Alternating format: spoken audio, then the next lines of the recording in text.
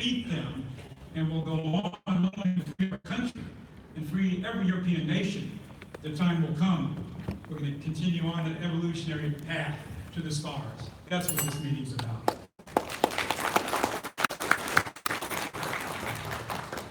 So what we need to do right now, we're going to pass the bucket. That's an archaic tradition, but we need to try to raise the money. Some of you can cover it yourself with one check, obviously not many. Some of you can do a lot together in small amounts. We can try to change this around and try to make this convention a positive in every way.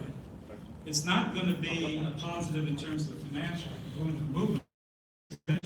And these tapes of this convention are going to be an incredible inspiration and a red pill to our people, not only in America, but all over the world. So I'm asking you, and I know that they would very much appreciate it, if all of you would donate to cover this shortfall, and so we can go on to the victory of this convention and go on to support not only the American Freedom Party, but also CSNC, and just go on this road. This has already been a great victory, and I'm so honored to be here, and I hope that all of you feel very honored to be at this historic meeting. So can y'all help us with that? Help them with that? Okay, so they're passing it right now. All right, I'm gonna, by the way, I've got, I didn't almost make it to this meeting, because I was on the set, with Spike Lee of the new Black KKK movie. And I was there, and by the way, I wasn't playing myself, David Newton. I was actually playing the Black Klansman. We're going to talk about that and other things in a few minutes, and as soon as they finish this, and we're going to have Rick come up, and he wants to do this introduction. I guess I'm one guy here that doesn't need much of an introduction. You all know me to a degree. Thank you so much. Is there anybody that we missed that has a $500 they want to put in? Yeah, David asked for a hero. Okay, they're asking for a hero. Anybody can donate $500? Raise your hand. Dave, and lost for Gino. Yeah. All right, thank you so much. And another. Anybody else 500? Anybody else can give that much? Okay, we just go down. Is that someone else? Stand up if they contribute. Okay. Maybe another chance, you may not be here. Okay, anybody give 400 to help us? Auction the women. Well, that would raise a lot of money. Thousands. I don't think we're at that stage yet. Maybe if we were in a slave market in Nigeria, we could do that. But this is not exactly our culture. So, okay, I'm going to go down the line. I just don't. We just need some hundreds. Anybody that wants to stand and get a round of applause? Okay, how about some hundreds? Who can donate 100 to cover this shortfall? Come on, folks. I'll donate 100 right here. I'll donate 100. Here's your 100. Not for me. It's for the No. Here's your 100 that I have of your money. Okay, you can put that in the bucket. Thank you so much, ma'am. It's your money. Yeah, it's for books, but I'm glad to see these books go out and help educate. We're ready? Okay. Anybody else? So he gave us 100.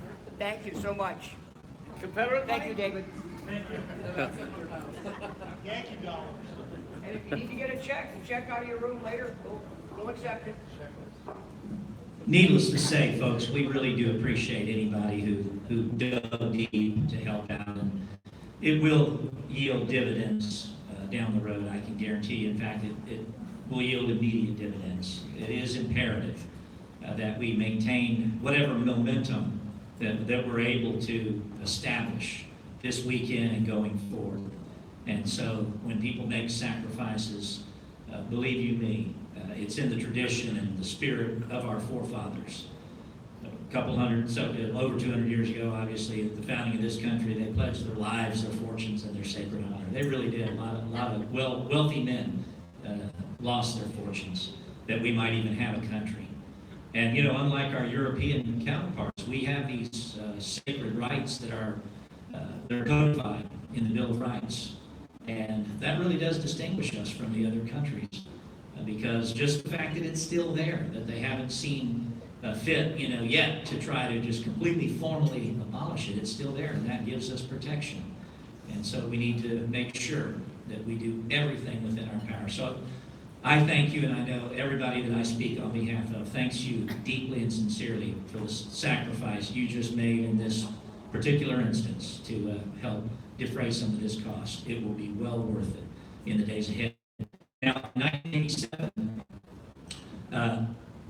there was a very significant news event that took place in Forsyth, Georgia, Cumming, Georgia, I believe Forsyth County.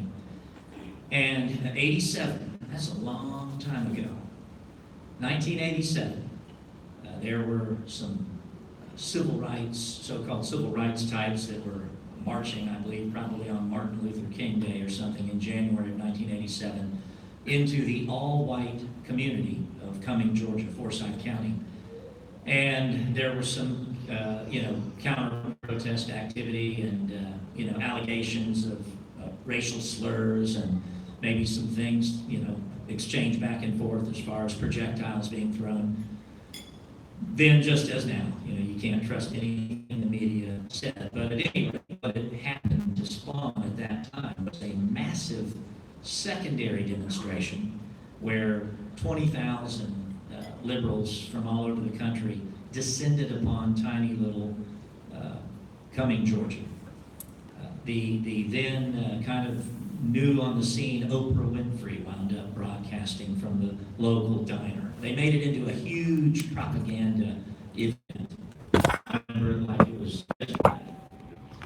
And there was a man on the scene standing in defense of the white race and eloquently defending the precepts of truth as pertain to subjects of demographics and ethnicity and European history, Western civilization, all of the gamut, the whole spectrum of these vital and important truths, and showing people a willingness and a courage to stand on the front line against this massive onslaught.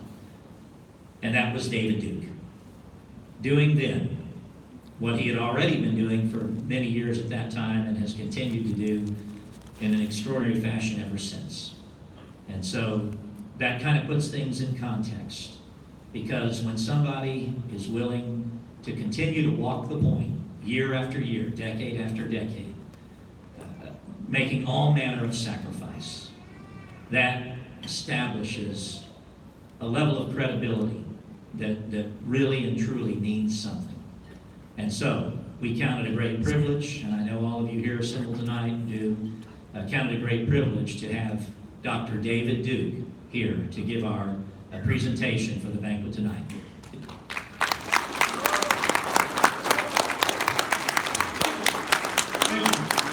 Thank you so much. So happy to be here. So honored. Thank you.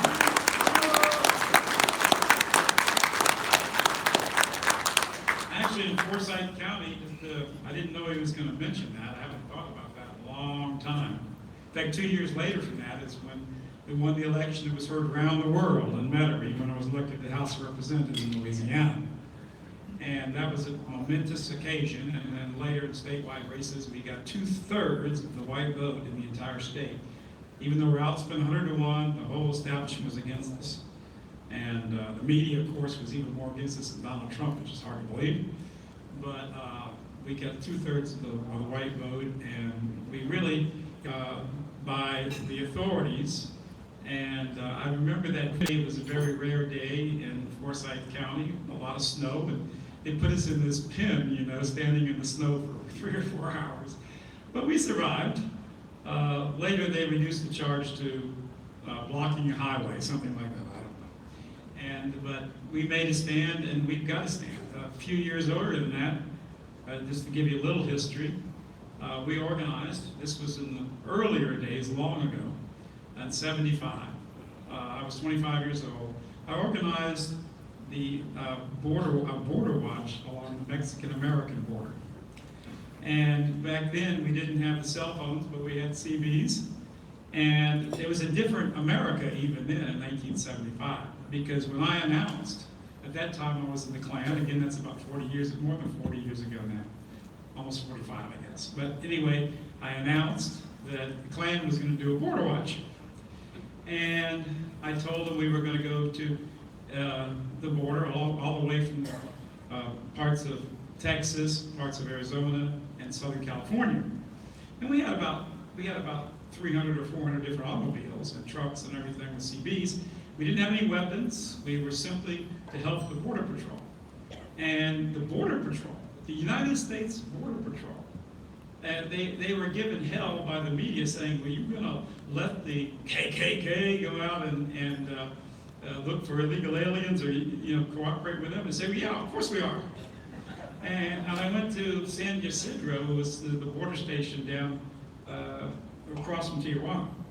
And they actually, I went there, like an official way, and they gave me a tour of the station. And even then, I mean, the communists have been out for a long time. Even then, the communists came out, had a riot at the border against us and against the Border Patrol. And I remember it was, in fact, there was a Mexican lady, pretty nice. It seemed like a more aristocratic Mexican woman who was just coming over on a visa to shop or something, and she got hit by an egg in the eye very, very badly. She was standing right next to me in the station. And one of the interesting things was, this is a perfect example of how sometimes the media can backfire. Because as soon as we announced that we would be patrolling the border, we also said specifically, no violence, no guns, we were just reporting, and we were going to contact the Border Patrol. But you know how the media is. So they started saying, putting all these images, right? And they put these images it was all across America, and it was big news. And it was also all across Mexico. So every Mexican paper had a headline, Klan patrols the border. And they were actually showing pictures. It wasn't even Klansmen. It was Spanish Christians, in the robes they take and the hats like this. And but the interesting thing is that the illegal immigration went down by about 89% according to for the next 6 months. So I was a little bit ahead. We were ahead of the Minutemen. They did it later, and we were way ahead of Trump. And I realized that I didn't think that approach was the right approach eventually. But our group was a legal law organization. I've been out of it now for over 40 years, but I've never ever stopped fighting for our people. And I've won 3 elections in my life. I served in the House of Representatives. I'm the only. Our legislature, that is my House of Representatives in Louisiana, I put a bill forward to outlaw racial discrimination against white people. And it was called an anti-affirmative action bill. Now, of course, the media and some of the black legislators got up, along with Mitch Landrieu, that's the guy that tore down the Confederate and our statues in New Orleans. He got up there, he was like the guy in prison, that serves the black people. He got up, and they all got up, and I remember one of the black legislators, Johnny Jones, I think his name was. He got up and said, okay, here's a bill that says there should be no discrimination in any sort of public entity, hiring or promotions in any public entity, and certainly no program, so-called affirmative action, which discriminated against anybody. The best qualified person had to get the job. And the blacks got up and said, well, in the podium of the legislature got up and said, this be a racist bill. and that's how it is. It's still that way. We have massive racial discrimination against our people in hiring and promotions and scholarship. Every one of the Fortune 500 companies is not hiring fairly. Most unions now even have racial discriminatory policies. We have discrimination in our leading universities. And more importantly, we have discrimination in terms of our immigration laws, both legal and illegal. Because for some reason, we're not enforcing our laws because the people who run this country want to ethnically cleanse us from our own nation. They want to wipe us out, and they're doing this in every white nation of the world. That's the reality. You know, we are the true people of human rights, and you know the most basic human right of all is the right for people to have freedom of speech and thought, the right of people to live in a society where they feel at home and happy, where they celebrate their ancestors, where they have a culture that is consistent and positive and beautiful, where they're safe on their streets or in their homes, where it's not, you know, it's not anymore just prisoners behind bars, it's homeowners, right, these days, innocent people. And we have that right. And the interesting thing is, there's not a single member of Congress today, not a single member, who will just simply openly defend white people by name. Even Donald Trump, if you remember, in his campaigns, he'd have these big rallies, kind of like I had, actually, when I was running. And you go and look in these cavernous places, and you look at maybe 35, like in Baton Rouge, perfect example, and I've seen the same thing in Michigan, the same thing in Alabama, in Georgia, 35,000 people, and they always had kind of more blacks on the stage than they had the entire audience. But, and inevitably, probably this was all planted, but inevitably some black person raised a sign, "Black people for Trump," you know? And every time Trump would point them out and say, "Oh, that's a great black, I just love black people. Thank you, black people," you know? And then the Mexican would raise the sign, "Mexicans for Trump," and Trump said, "Thank you, Mexicans, I just love Mexicans." But you know, here's 35,000 people, and there's probably, what is it, 34,950 were European Americans, but you couldn't, nobody in this country, and Trump knew this too at the time, no one would even dare say a kind word or even thank white people, even though Donald Trump couldn't have got elected except for our people that elected him. And then this media tries to maintain that we are some sort of privileged people and we're the ones that want discrimination. We're the ones that want to oppress people or hurt people or enslave people. And yet, the truth is, they're literally trying to wipe out our heritage in this country, and they make no bones about it. They admit this. This is an enormous human rights crime. It's an enormous crime that we have individuals who are study hard and work harder, and they face massive discrimination in this country. It is a crime, a really crime to this country, that the people who built this great nation are now facing a situation where we are losing our very right to exist, much less the freedoms. We see, we've talked about this in this conference, the erosion of our gun rights, the erosion of our right to assemble, the erosion of our fundamental values as Americans. And Donald Trump, when he ran, he was more of a meme than anything else. People understood that he was standing for the basic principles. He said, when I'm president, we'll be saying Merry Christmas again. Boy, that's almost like raising a cross before Dracula in a movie, you know, against the people who run this country. He retweeted one of the tweets that I made with Hillary Clinton, with a big Star of David behind her, with money all over the tweet, saying the most corrupt presidential candidate ever with a Star of David. He's called anti-Semitic for that.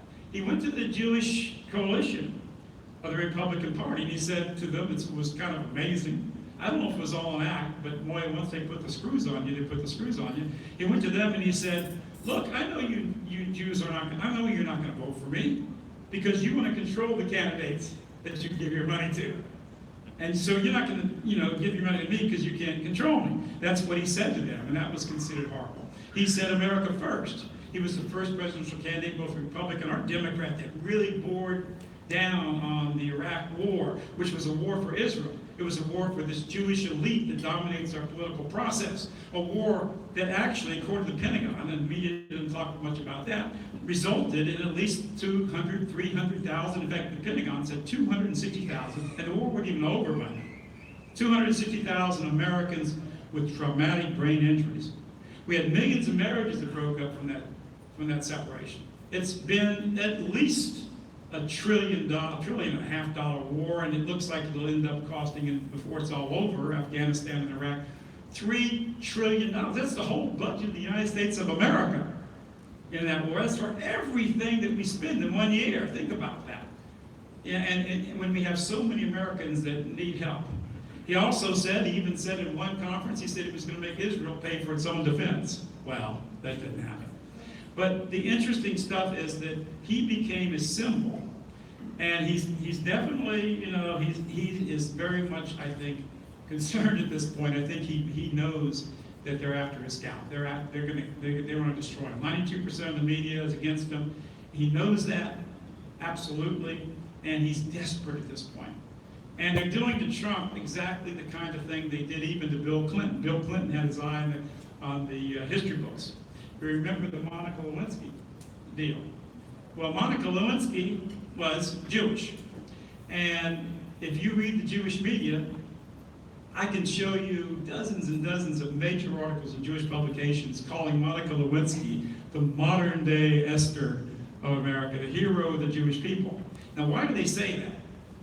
Well, because when Bill Clinton was facing impeachment, and then he was impeached, there was a big debate about it, he was impeached, and he was facing possible charges of perjury and all these other things.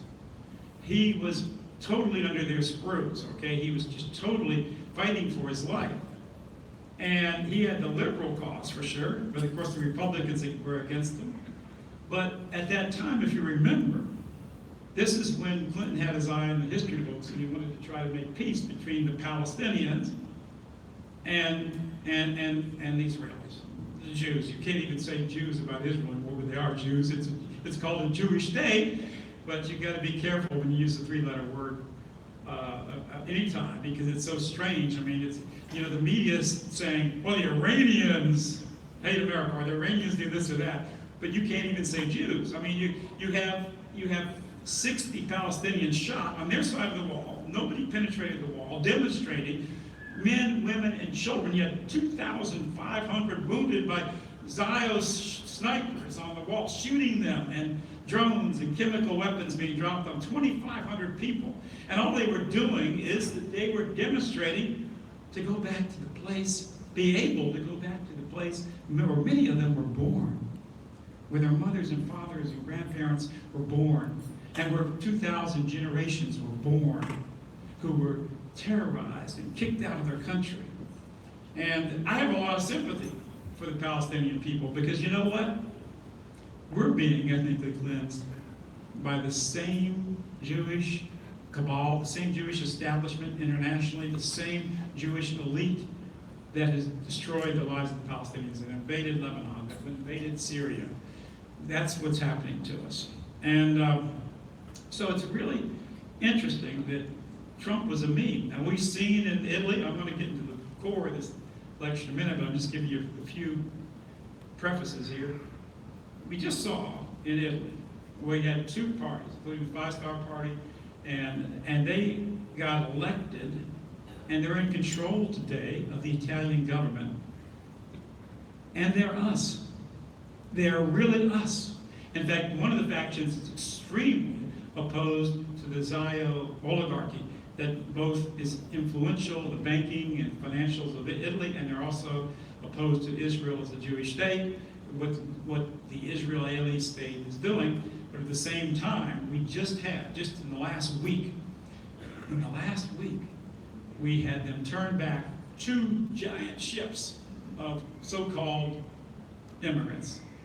2 ships. They wouldn't let them land. That hasn't happened. That's the first time that happened. The Italians are waking up, and we have to admit, whatever we like about Trump or don't like about Trump, he began a tremendous awakening among our people. Our people began to get a spiritual sense that we can stand up. And for that, we have to be thankful. For that, we have to be thankful that if Clinton would have come in, God knows what. She just did an interview, by the way, the other day that she would invade Syria and all this stuff. He hasn't done that yet. I don't like some of the things he's done. But there's no question that there's been a spiritual change. Europeans are waking up all over the world, and we're going to talk about that awakening that's occurring and how we can speed that up and increase it and continue it. So I'm going to start my regular presentation today talking a little bit, because it's so illustrative. I've got a perfect way to illustrate the bias of our media, and the impact that we have of what I would call the Jewish deep state or the Zio deep state, call it what you will, in terms of our lives and our culture. Okay, as you see there, that's a Spike Lee new film. Spike Lee is such a wonderful guy. That's a Spike Lee film called The Black KKK Plant. All right, Border Watch. We have actually thousands of people in that organization. We have a nonviolent plan group. And we had 100 chapters on campuses. And most of those campuses, you had to get a sponsor in your country. Just like when the Border Patrol could say, yeah, we'll cooperate with Duke. We think he's doing a great job, you know? So we worked very hard around the country. In Colorado Springs, there's a lot of military. And we had a lot of military men. In fact, we had a lot of people, in fact, even in the NORAD issue, and we were a legal, law-abiding organization. So the police department decided to infiltrate the organization, or to do a survey of the organization. And so they had this, one of the black police officers named Stallworth.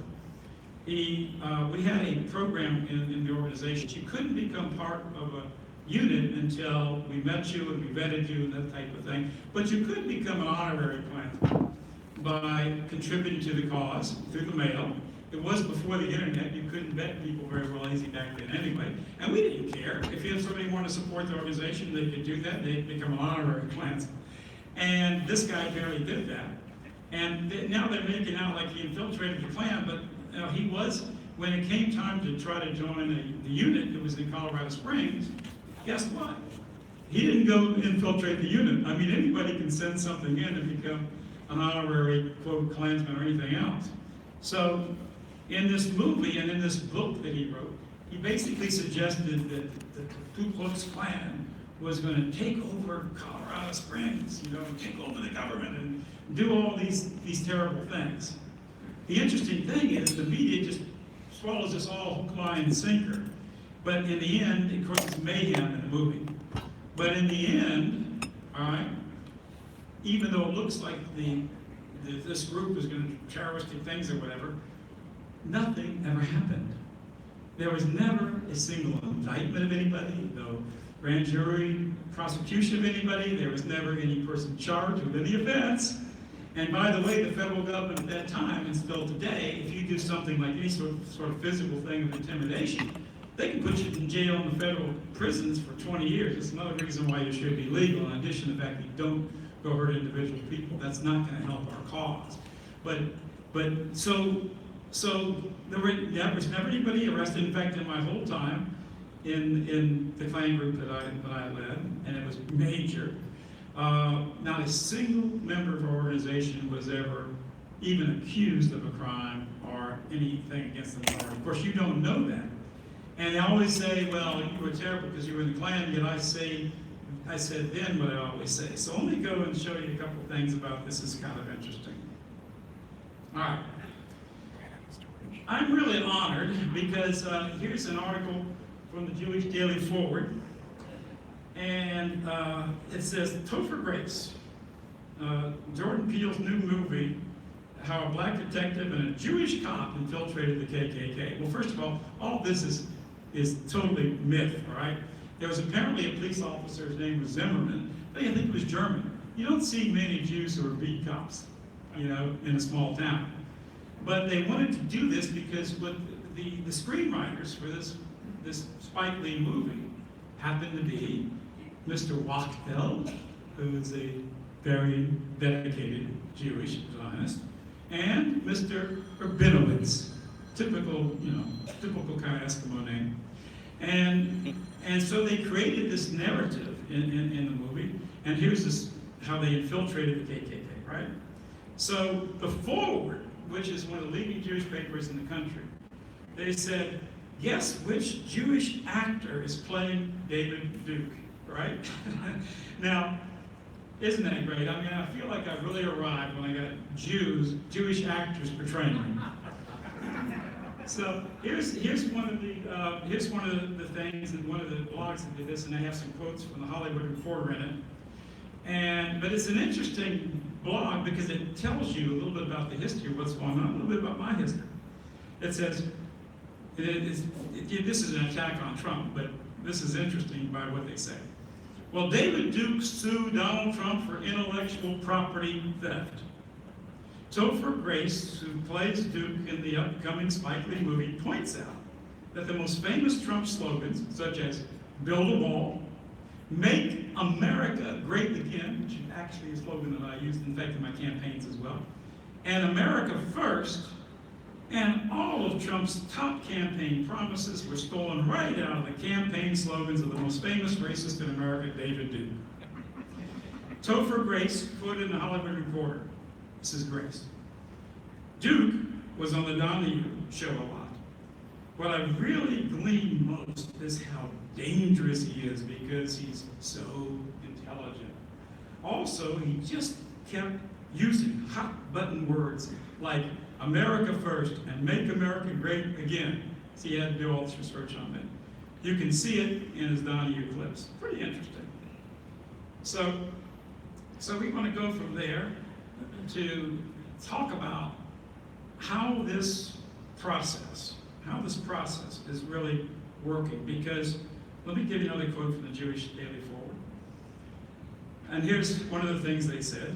This shows you how they want to make anything appear the way they want to make it appear. They want to control. Well, here's a quote from the Daily Forward. As if a black man and a Jewish man doing an anti-white supremacy style Cyrano de Bergerac wasn't enough, the actor playing David Duke, Topher Grace, has Jewish heritage. That's right, Christopher John Grace, who will portray white nationalist David Duke in Lee's movie, is Jewish. Ha, ha, ha, right? That pretty much sums it up, doesn't it? They have the power to portray us any way they want, and they're so happy, they're so glad that they've got some Jew portraying me, Jewish screenwriters making up a totally bogus script, because when they write a script, this kind of thing, they can say anything they want. They can make you out to be a buffoon, a fool, or cruel, or mean, or stupid, whatever, and this movie does that. But I think all this is going to backfire. I really do, because I think people are getting wise to it. And I think this very movie illustrates this power that exists in Hollywood, this power that exists in our media, this power that exists in campaign financing, this power that exists in our political parties, other than the AFP, thank God. This power that exists in the banking systems, like Goldman Sachs, which is, by the way, the biggest campaign contributor. And I do believe, and I'm going to outline some things here for you today, to some answer to what is called the Jewish question. They always say the Jewish question. Well, let's answer the Jewish question. And I believe that answering the Jewish question is the most important and powerful path to our liberation and survival, and I'm going to explain why. So, let's go back. So, again, here's the New York Times, December 30th, 2014. Now you know why they hate me so much. Here's the New York Times. This is back in 14. Much of David Duke's 1991 campaign is now GOP mainstream. Only problem is the GOP didn't follow through, did they? You remember Compact with America? It was like right out of my campaign playbook. That's how they got control of Congress. But then they betrayed us. And we're seeing a lot of that today. Look at how the Republicans are dealing with the immigration issue. Now, I want to go for a minute into the nature of our media and who runs it and what's going on here. So let me see if I can get the right thing here. I'm missing all my issues. I can do this by heart. I don't even have to have the slide. I don't know why the slide's not coming up, but I'm going to do it. Okay, so here's the New York Times about, take a look at it. Here's the New York Times just a few weeks ago. They did a Sunday edition, and the story was titled, you see the picture, Build the Communist Parties of New York City. And the headline read, When the Communist Party Inspired America. That was the headline. And the whole article about how great the Communist Party was, how wonderful they were. Now this is the same Communist Party when they were operating in New York City, that at that moment had millions of Christians in the gulags, being tortured, murdered. Lubyanka, I spent 5 years in Russia. I had the great privilege of knowing, even working a bit with Alexander Solzhenitsyn. I gave a speech in Russia, and it was right across the street from Lubyanka, the prison in which untold hundreds of thousands of people in that single prison were murdered, raped. They would bring and now I'm telling you, these Bolsheviks are the most evil expression, I think, ever in the history of humanity. They would bring somebody in that they wanted to frame, or they wanted to get other people involved or persecuted, and they'd bring their wife, their children, their daughters into these cells, and then they threatened to. They rape their wives, their children, and of course these people would try to cooperate. And still, they would shoot them, or it was just unbelievable. This was happening at this time. And this is another thing that you've got to remember. And we're going to go into this a little bit. You need to know the facts about communism. Now, this is the most evil system that ever existed. Right? It was started by Karl Marx, who was the grandson of a rabbi. And the communism all over the world was led by Jews. The Jewish Encyclopedia, which is the biggest compendium of Jewish thought in the world. They had most of the Orthodox and other Jewish religious groups involved in the Jewish Encyclopedia, as well as Jewish secular groups. This was the most popular book. It's still around. People love this book, and Jews buy it by the tons because it's so historic. And they wrote specifically, they bragged about the fact that almost every synagogue, and this is not just secular Jews, now they always try to make it's not secular Jews, that every synagogue, just about every synagogue in the world was sending the Bolsheviks food, clothing, and money. They boast about this. Now, the Bolsheviks, according to our Congress, which did a resolution just a few years ago, the Bolsheviks killed probably somewhere in communists worldwide, killed somewhere around 100 million people. Now, the numbers in Russia were less than that, but it was certainly 20 million or 30 million. We're not sure of the numbers. I try to really be conservative in numbers because I don't like numbers to be exaggerated, and we know what numbers are exaggerated every day. And but that's a lot of people. In Ukraine alone, which is a very Christian nation, the Bolsheviks under Gingrich Yagoda, one of the most evil men that ever lived. I've got copies of Jewish publications from Israel talking about, this is the headline, or the subtitle. We must remember that some of the greatest mass murderers in history were Jews. This is an article for Jews and by Jews, right? And we're talking about Gingrich Yagoda, and they said that Gingrich Yagoda killed at least 10 million people. And this was Steve Plocher, Sever Plocher, one of the Jewish historians, and who was interested in that. There's been kind of a split with Jews. We're going to go into that with someone to talk to, that I think you'll find it very interesting. When Winston Churchill wrote the book, the Zionism versus Bolshevism, the struggle for the soul of the Jewish people, he suggested that Jews were primarily the founders and the supporters and the murderers of communism. He said in his article, the Jews have gripped the Russian people by the hair of their heads and become the masters of this enormous empire. He went on to talk about the slaughters and the murders and the horrors and the destruction of churches and the destruction of everything decent and holy. And but then he turned it. And this is something I didn't understand for years. I think a lot of you who know about the JQ know that you probably, most of you have even talked about the Churchill article to your friends and telling them the Jewish role in communism, that they really were behind communism. And when you did that, when you talked to your friends, right, you used the quotes of Winston Churchill, which are very, very powerful, right?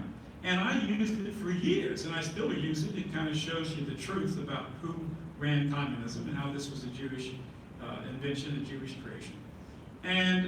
But there was a surprise that I found out later, but I'm going to make you wait for a minute on that, because I'm going to continue on with the New York Times. Now the New York Times So and this is the kind of stuff that we all should be able to have on the tip of our tongue. We should all know these facts, okay? The New York Times was bought by Adolph Ox back in 1895. And since that time, that's a long time now. What is it, 2018? 1895, that's 105 years, and 18 more, right? 123 years or so. And this paper has been promoting communism its whole history. It helped the rise of the Bolsheviks. It led us into wars more than any other publication. It became the premier publication of the world, and that's because all the other Jewish elite, both in America and around the world, promoted the New York Times. And the owners of the New York Times today, and this is the same as it's been the last 123 years, the owners of the Times are 8 individuals.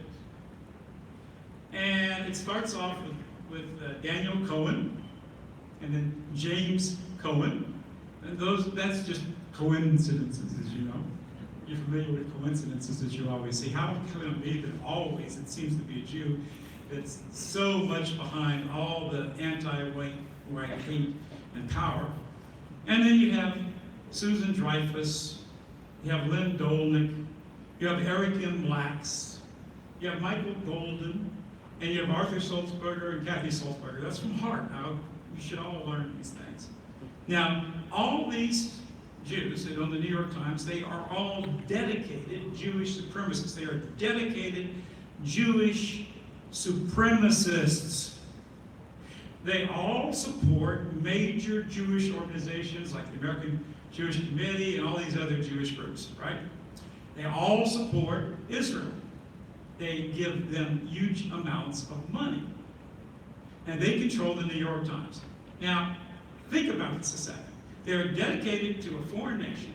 They're dedicated to the interest of the Jewish people.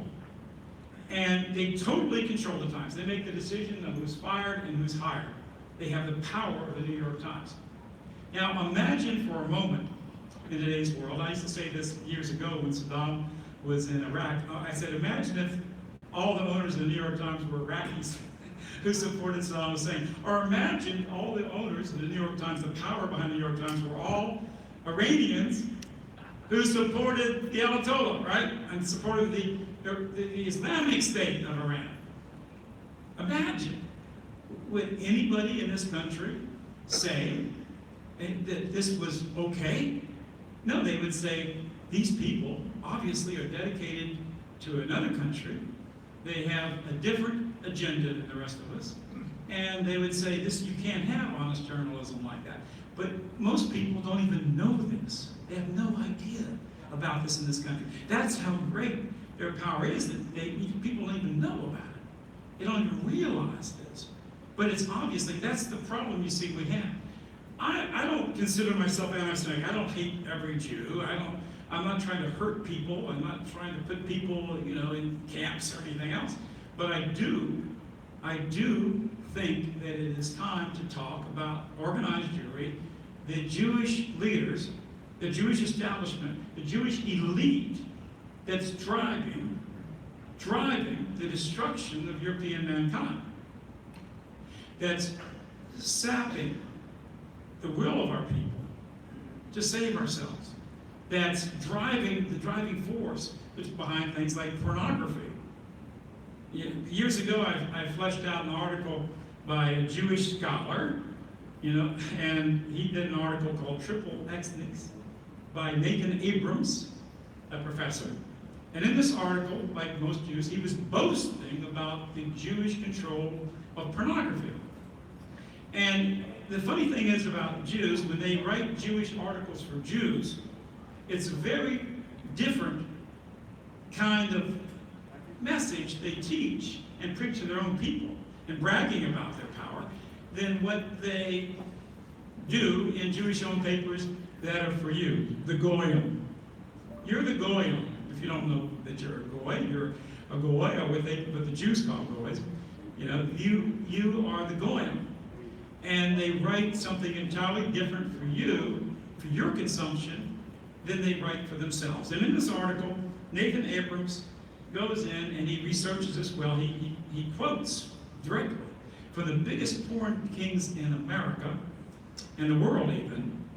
And these porn kings and so forth, he says, well, what's your motivation here? Is it just, what is your motivation?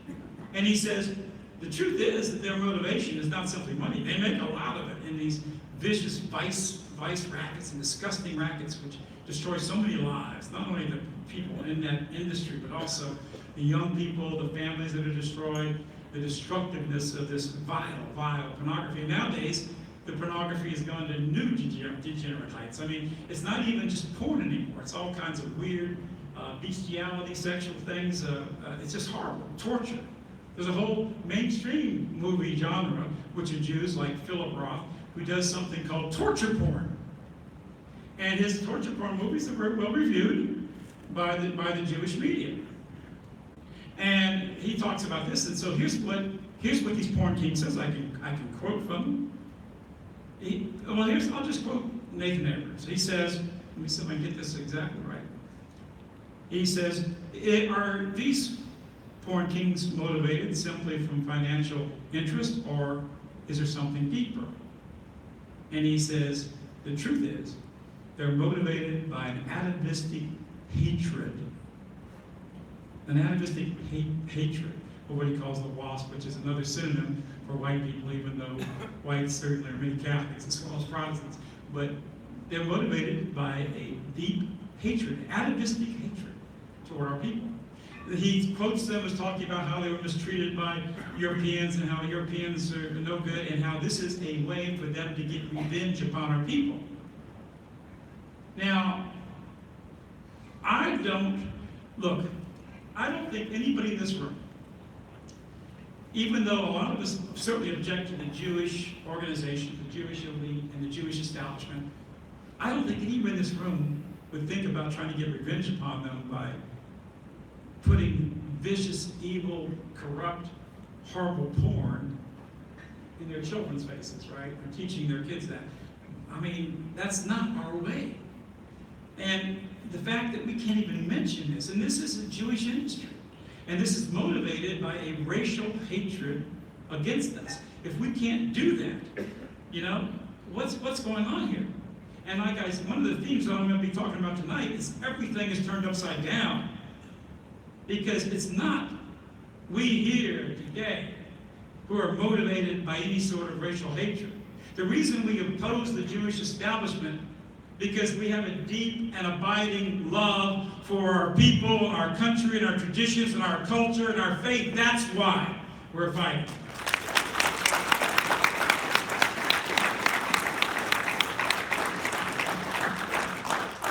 So let's look at a couple more New York Times. And these are the kind of things you can show your friends. Here's a very interesting article called "A Modest Immigration Proposal Ban Jews." That was actually like a tongue-in-cheek article. And they have a bunch of immigrant Jews coming into America. Brett Stephens, don't be thinking he's a Gentile. He's definitely not a Gentile. Let me see if I can get down and give some quotes and make sure I don't misquote it. Just a minute. I got a lot of stuff you should see coming up pretty soon. Okay, let me read to you that. I'm going to read you 3 paragraphs. This will tell you more. Now, anybody who gets up and says, well, communism was a Jewish entity, and Jews were behind the horrors of communism, if you were a Gentile, or anybody in this room, you'd be called a vicious anti-Semite and a horrible person. And yet, listen to what this guy says. Now, he's trying to make a point later by saying this, but he's telling the truth. And he knows he's telling the truth. He says, quote, "Until his dying day, my dad's Uncle Bern was a communist sympathizer." That's not Bernie Sanders either, by the way. "I remember him as an affable old man with a gracious wife who made a modest living selling antique lace. He probably wouldn't have hurt a fly. Yet he found much to admire in the most murderous ideology of the 20th century, responsible for tens of millions of deaths from the killing fields of Cambodia to the gulags of Murmansk." He goes on, second paragraph. "If you're Jewish in America, chances are there's at least one Uncle Bern somewhere in your family tree. As a scholar, Ruth Boyce noted last year in Tablet magazine, Jewish intellectual life in the 1930s and 40s was largely defined by one stance toward one thing: the party. Now, what does he mean by the party? He's talking about the Communist Party. The Communist Party. I want to read that sentence to you again. Jewish intellectual life in the 30s and 40s was largely defined by one stance toward one thing: how well the Communist Party is going to do. Historians reckon that Jews accounted for nearly half of the Communist Party's total membership in those years, while many other Jews were close fellow travelers. Now, by the way, they were half of the entire membership. They're only about 2% of the population, but half of the membership of the Communist Party. And if you go to the higher echelons of the Communist Party, they were 90% folks. Now, he says, most of these people, like my great uncle, were deeply misguided idealists who otherwise led quiet and decent lives. A tiny handful of others, including atomic spies, Julius Rosenberg, David Greenglass, Harry Gold, and Morton Sobel, betrayed America's most important military secrets to Stalinist Russia and did incalculable damage to the country and the world. So, excuse me, I don't know why that did that. I don't do PowerPoints. Okay, let's get back. So, he goes on, and he goes on to say, he said, well, it's not really, in fact, I'm going to go back this way. So he goes on to say that, well, you know, it's okay though. The Jews were all these spies, and they supported communism. Jacob Schiff was the biggest contributor to the Bolshevik Revolution, which killed tens of millions of Christians. And that in Ukraine, we were talking about that a minute ago, which according to the American government, and according to an international committee, which the American government took part in just 15 years ago, they, with research and efforts and academic research, they said that between 7 and 11 million Ukrainians were starved to death. And most of those victims, by the way, were little children and babies and elder people, because what they did was they starved the people to death. They starved them to death. And many others were shipped into the gulags. So it's just amazing to think about it. So the guy goes on, and he says a modest proposal to ban Jews, but thank God we didn't ban Jews. And you can read this article. You can find it yourself with a Google search. It's not hard. He goes on to say that, but thank God that we didn't ban Jews, because Jews are leading the country to multiculturalism and social justice and feminism and all those things. Thank God we didn't ban Jews. Now this is from a Jew, so you know I don't even have to quote any quote anti-Semites unquote. All I do in my books and my work is just basically quote Jews. And you know, and yet, is it somehow immoral for us to quote what they say?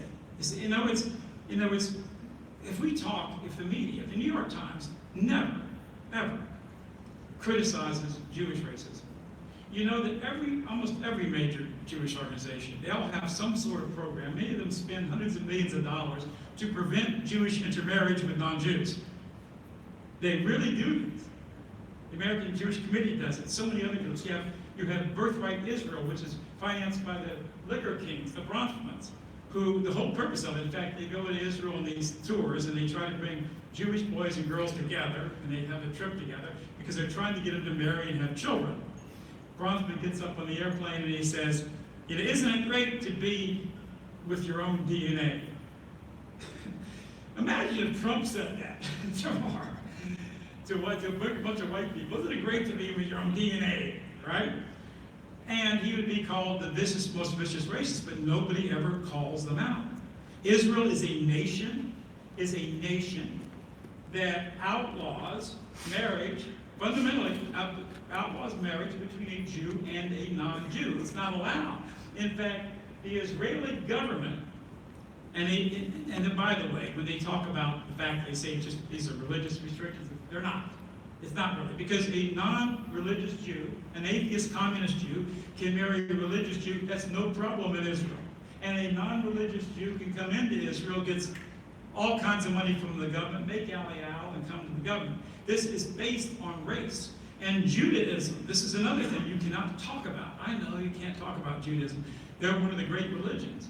Well, Judaism is unlike any other major religion. It is not like Christianity, obviously, and it's certainly not like the bulk even of Islam, because both of those religions are based on your belief. Judaism is all about the Jewish race. And I got another couple of headlines I'm going to show you here later. And they call themselves a race. I have a big article from the Forward. They say Jews, the DNA evidence is in, Jews are a race. And Kevin McDonald, one of my heroes, I've read every book he's written. I've tried to read every article he's written. Kevin, you're the greatest. Where are you? I can't even see you.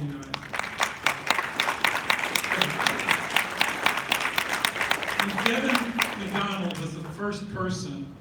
We always understand that the Jewish nature of the race, and we knew that the way their structured religion was and the way their communities were, both secular and religious, we always knew that this had an effect on their genes.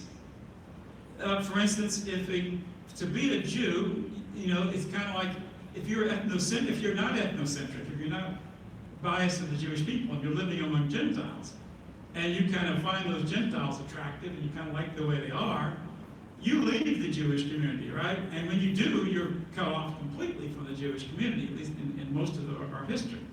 So the idea is that if the ones that are more disposed to Gentile attitudes, and we all know now, science has answered this question. We know enough about DNA, we know enough about twin studies to know that not only is your intelligence inherited, or the color of your skin, or your hair, or the shape of your cranium, or even your different physiology. In fact, doctors now get warnings that a black person, this drug is good for a white person, but could kill a black person, or vice versa. They even have protocols for different races. But we also know that psychology, even what you call behavior. Now, most people think that behavior, because of the media, most people think that, that tabula rasa stuff, that behavior is not something you inherit. I know it's your personality. But just read the great studies of twins where people are separated from birth. They grow up in entirely different environments, yet, they're more commonly, if one of the twins, even though it's a very different environment, different people in the world, one of the twins is very aggressive in their personality, very conflicting, the other twin is the same. If one of them is very taciturn and mild, then the other twin is not going to be like that. If one of the twin has a situation where they can delay gratification and put aside a momentary pleasure for a reward further down the way, that's going to be in both twins. It's almost, some of these things are 0.3, 0.4, very high heritability. If someone is ethnocentric, think about that. If someone is ethnocentric, that also runs in your genes, ethnocentrism. And the truth is, from the evidence we see, the most ethnocentric race on the planet are Jews. Let me give you an example about that. And this is academic. I mean, all I'm doing is saying the things that they say themselves. Here's the New York Times talking about this one. We're going to go into this in a second. But there's an article by Nicholas Wade, who's one of the top science writers of the New York Times. He's written many books on race, how race is real. And Nicholas Wade, one of the headlines in the New York Times is the relation of Jews, that Jews are like fourth or fifth cousins. And we find that Jews in the world, and this is the normal Jew, if you've got a Jew from Russia, or a Jew from Spain, or a Jew from South America, or a Jew from the Middle East, whether you're talking about Ashkenazi, or Sephardim, or whether you're talking about Mizrahi Jews, the average Jew is like a fourth or fifth cousin to just about every other Jew. Fourth or fifth cousin. This, if you walked out in the street and you met somebody, or the people in this room, the chances of you being fourth or fifth cousin, if we have 150 people here, the chances are that you probably have 1 in 100 or 1 in 200, 1 in 100, not 1 in 4 or 5. They are very related genetically. And that's one reason why the Jewish modem and the Jewish personality around the world is so similar. I don't care whether you got a Jew in Australia, or whether you got a Jew in Sweden, or whether you got a Jew in Italy, or whether you got a Jew in China. It's the same kind. They just have this natural sense. It's almost like sixth sense in a way, that they know who other Jews are, they have a sense of doing what's best for the Jews, they have a psychology, which I think is partly genetically ingrained, a psychology that knows, they kind of sense, and they also read Jewish publications, but they kind of know what's good for the Jews. All those people in media, they know that if someone like me comes along, or the great Bill Johnson, or our Dr. Kevin McDonald comes along, and they want to defame him and hurt him in every way they can. They know, they all know that. They just sense it if you tell the truth about what's going on. So let's finish the New York Times up. Here's an interesting article. These are the kind of things you can show your friends, loved ones, school teachers if you want. Here's the New York Times. This is from April 30th, just a few days ago, 2018. Okay? Here's a headline from the New York Times. Happy birthday, Karl Marx. You were right. What do you think of that? Here's the New York Times telling us that Karl Marx was right, the head of communism, the guy who created this ideology that killed so many people. The New York Times. The New York Times. And that is called America's paper. It's not all the news fit print, it's all the Jews, it's all the news the Jews think are fit to print. All right? Now, let me go back here. Now I'm going to start giving you some examples. I love mental contrasting. I think that's the best way to educate people. You just have to try to show people and teach people by just showing through their rationality. In fact, that's what intelligence is. It's being able to see patterns and then seeing when patterns don't exist, but understanding that and being able to distinguish them. And by the way, I believe, I've always, from the time I was a kid, I've loved science. It's still, I'm more, even though I got my PhD finally in history, and I love history, and I see history as a demographic process. I see the rule of history as demography. When a nation changes its people, it changes everything. Its culture, form of government, rights, values, principles, all those kinds of things. So I love biology. And I also believe that biology is one of the best things that we can do in terms of understanding it, in terms of defending our people. Because even the left, and I think everybody understands, that we've had a decline in the biodiversity of the earth. And there is a real problem with that. I don't want to see the forests of the Amazon cut down. I don't want to see the oceans be full of these BPA plastics that's going to even lower our testosterone or our sperm count even more, from the filth in this world. And we love the fact that there is a diversity on this planet, that there's so many species and even more subspecies. And biology tells us that the format of evolution, and I respect people who don't for religious purposes or whatever, but I absolutely believe it. Dr. McDonald was talking today very brilliantly about how that actually our people, even though there's no question, he's so right that the so-called Puritan ethic, that was a problem in America. I mean, white people can come up with some really weird things. It's true, all kinds of different things. But we got to also remember that even though the Puritans had this strange ideological formation, they were always, almost from the beginning, certainly after the beginning of the early part of the country, they were very minority of our people. They weren't really our people. They did affect us negatively. I don't even believe that as a student of the war between the states and the causes of the war between the states, I don't believe they were responsible for creating war, but they helped create the war. The people who wanted the war, primarily, were the financial interests of the North. Because the South was paying 2/3 of the taxes that fueled the whole country, including them, and these industrial concerns knew that if the South broke off with these bad feelings, that they would be trading and so forth with places like Europe, France, Britain, other countries of the world, and it would hurt them drastically in terms of economically. So what they did is they just reached out for a justification for the war to talk about social justice and ending slavery. And that fit right into, so they adopted this kind of Puritan thing. These people weren't Puritan. These rich industrials weren't Puritan people. And by the way, another factor in the war, which is really interesting from a historical standpoint, there are a number of books today you can buy which document the fact that Abraham Lincoln was actually a pen pal of Karl Marx. Believe it or not. So a lot of his thinking, even from the 1840s, take a look at the revolution in the 1840s that took place in Europe. That was an early communist revolution with those basic kinds of principles. So that was long before the war between the states. And this was one of the things that was fueling it too, along with the Puritanism. But the real problem was the economic establishment. It was in many ways a war. It wasn't about slavery.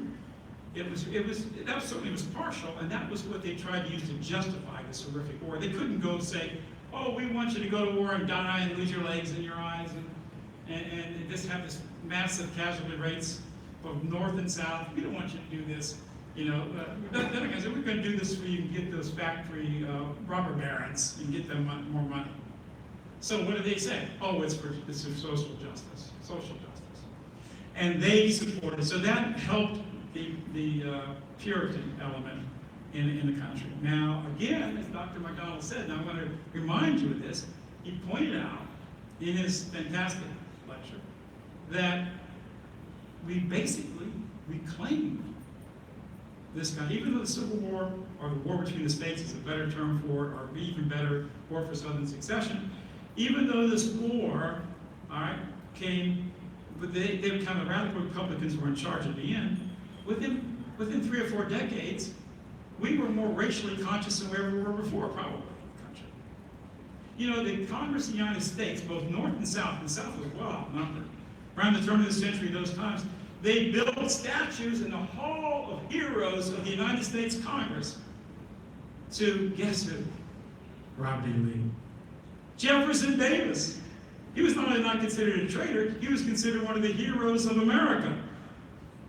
The Puritans lost out. And in the early part of the century, as Dr. MacDonald said so well, Darwin and the idea of genealogy, of blood, of heritage became the prominent thing. Anthropology, in the early part of the 20th century, the first 20 years, really, even the first 30 in many parts of America, anthropology was called racial science. That's what it was called, racial science. State after state in the United States of America adopted, guess what? Eugenics programs. Nations in Europe adopted eugenics programs. Nations, this country adopted the restrictions on immigration in 1924. It's the same thing happened in most of the European countries. I mean, the truth is, and this is where we go back to the same issue, the truth is that it wasn't Puritanism that raised, it was the Jewish power structure. As Dr. MacDonald pointed out, that's what stopped this movement. At the turn of the 20th century, we were on top of the world. We were learning about race, we were learning about heritage, we were strong, we wanted a good, healthy culture for our children and our future. We started to address the immigration problem. This was spreading. It only changed when the Jewish infiltrators, the Jewish invaders, took over much of our media, the New York Times in 1895 and many other publications. They infiltrated our universities. Francis Bose, the whole father of the egalitarian movement, was Francis Bose, our Francis Bose, who was a Jewish supremacist. All these people were hypocrites. It's just like Diamond, you know, the guy that's one of the anthropologists today tells us race is a social construct. He writes an article, though, in Smithsonian Our Nature, and he says, and I quote, he says, well, thank God for DNA. Thank God for DNA, because now Israel can tell who are the real Jews. Think about that in a minute. Yet he's the one that tells Americans, he always tells how evil that white people are. His book, Guns, Germs, and Steel, I mean, just is a horrific anti-white tone. But he supports Israel, and he supports DNA as a way for Jews to keep pure. So the takeover of this country, the NAACP, the political activity for all these programs, the NAACP was really actually led by 13 board members. 12 of them were Jews, Jewish communists, by the way, and one was a black communist by the name of W. Du Bois.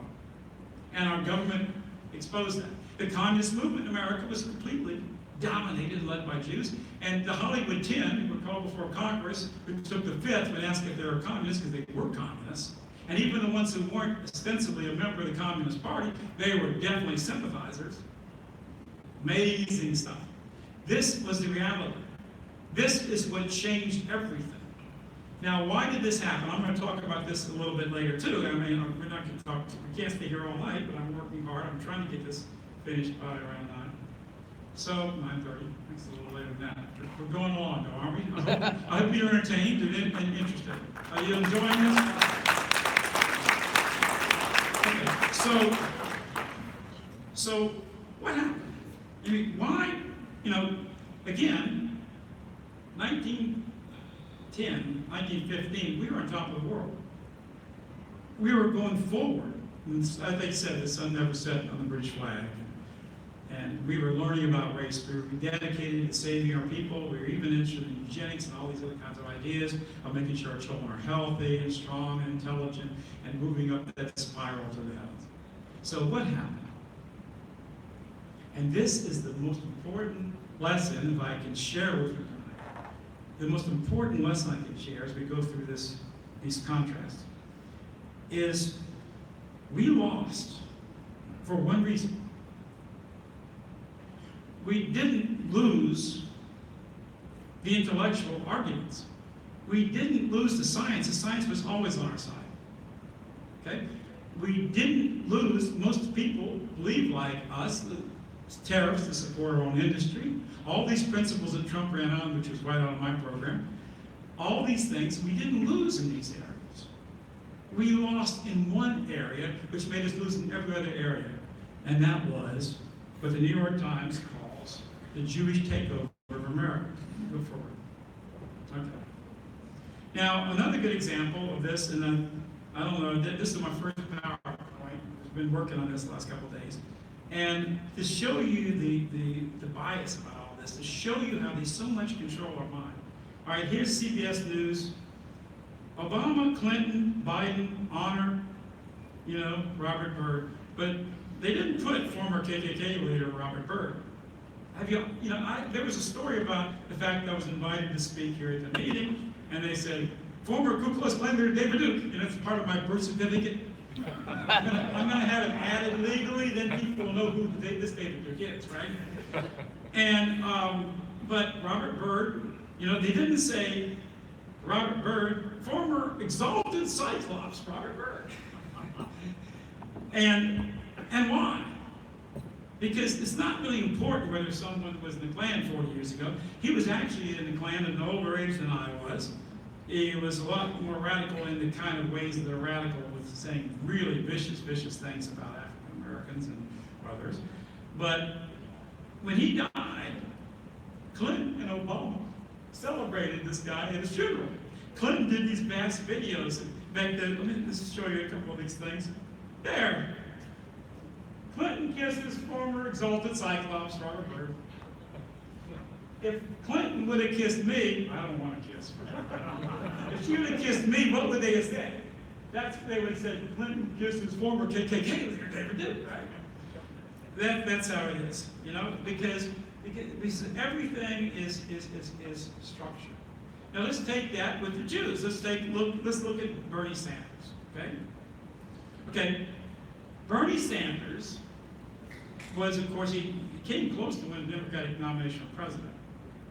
The headlines in our papers, even conservative for the most part, papers, they didn't even call him a socialist in those headlines, did they? They said, they kind of acknowledged he was a socialist and all, but they didn't headline socialist Bernie Sanders, because socialist is not really a popular word with most Americans. They never just said socialist Bernie Sanders is up there, right? But Sanders, by the way, just to show you how the truth is so hidden by our Zio media, Bernie Sanders was not simply a socialist. He was an out-and-out radical Marxist communist. For instance, as a young man, he went to Israel to go on, these kibbutzes and so forth. Guess where he went? to the most radical Stalinist, communist kibbutz in all of Israel. That's where he chose to go. All right, there you go.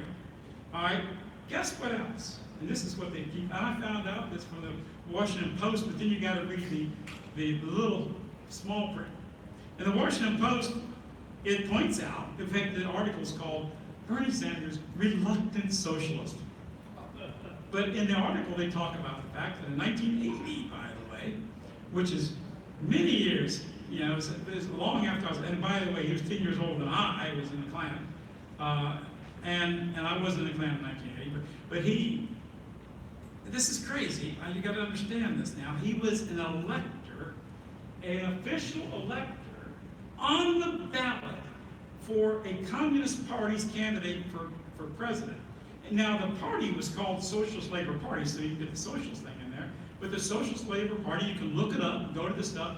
They claim to be the true descendant party from Leon Trotsky, Mr. Lev Bronstein. Another coincidence.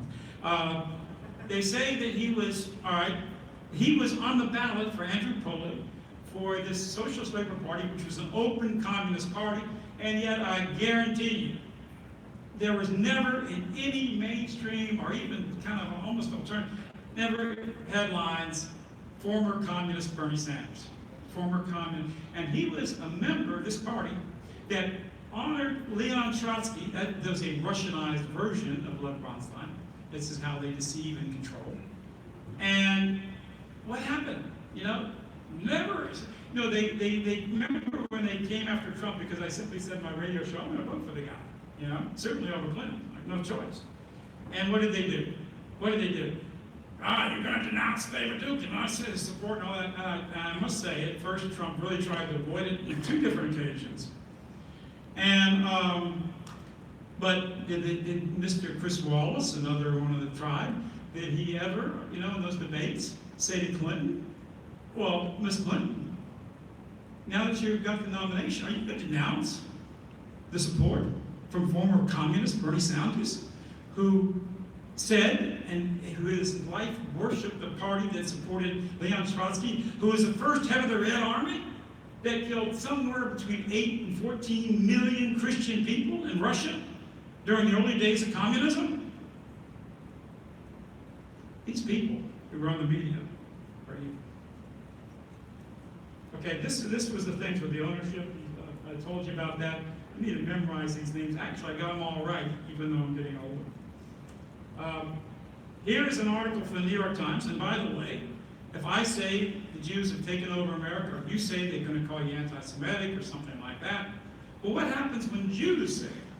What happens when the New York Times basically says it, boasting about it? Here's the New York Times.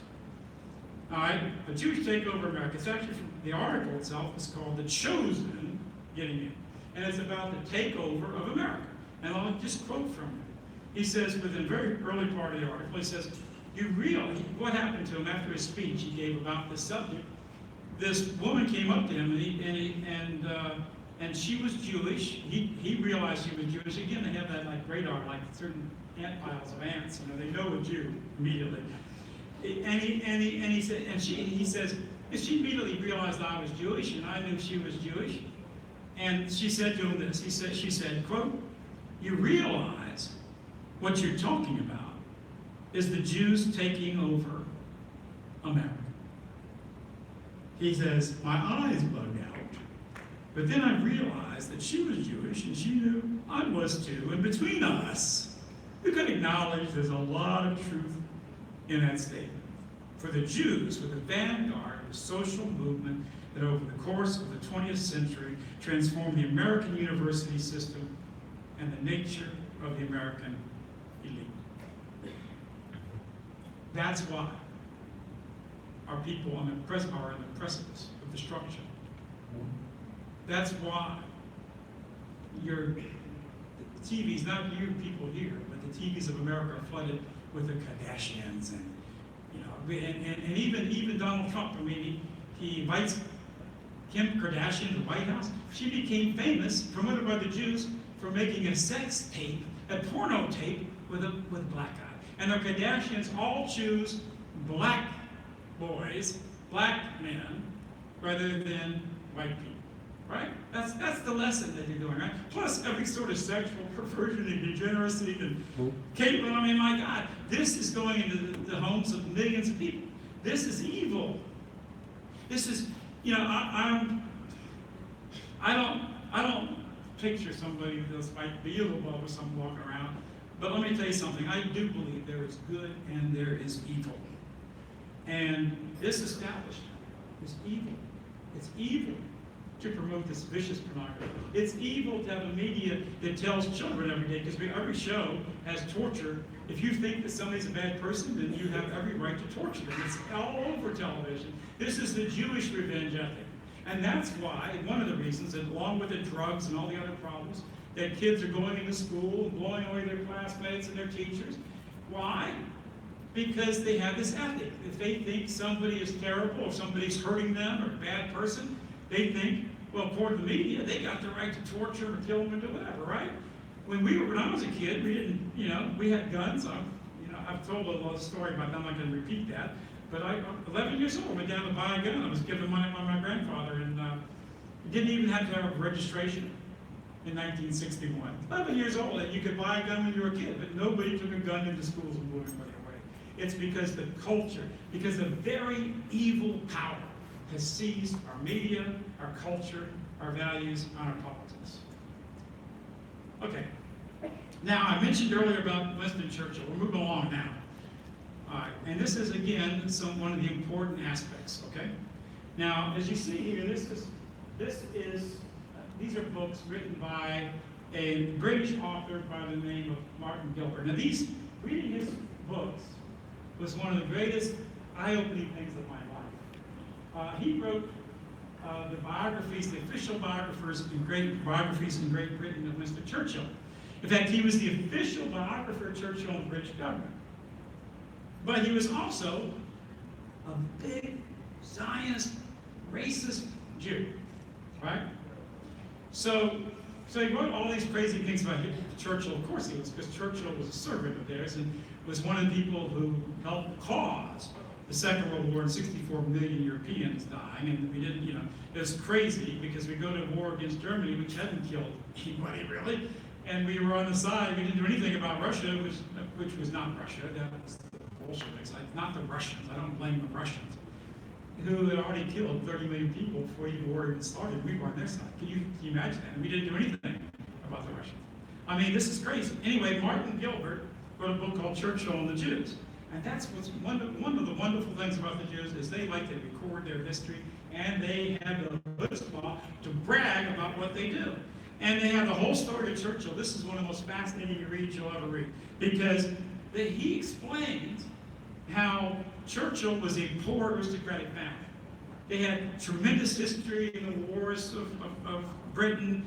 They had peerage. They were in a situation that it was an automatic ticket for Churchill, this young Churchill, into the British House of Lords, a powerful person. But the family didn't have much money. So guess who came in, gave money to the family, economic incentives and everything for the family, put his arm around Churchill and made him basically an asset for the Jewish interlopers, the Jewish invaders of Britain. All right? Churchill couldn't even afford his uniform. He was a young officer like most aristocrats. He served in the Boer War as well. And he couldn't afford his uniform, which is the cost of like a typical middle-class salary for a whole year. Guess who bought it for him? Baron von Rothschild. Guess who took him to his summer house? Baron von Rothschild. Now, in this book, he has a chapter on the famous article that we talked about earlier, Zionism versus Bolshevism. And this is fascinating, folks. You can enjoy this in a second. Okay. So he writes about Churchill's article and the alleged anti-Jewish part of the article. But he tells us things. He doesn't disagree with a single word that Churchill wrote, except for the fact he says Churchill had it wrong. And Churchill said that all the communist leaders were actually Jews, except with the notable exception of Lenin. He said that's not right. Lenin got Jewish heritage too, and which is kind of interesting. So he talks about that. This is what he says. He says Churchill says this is that communism is a Jewish movement. He talks about the horrors of communism. All right? He says Churchill studied, quote, the nature and organization of the Bolshevik movement in Moscow. He was familiar with the names and origin of all of its leaders.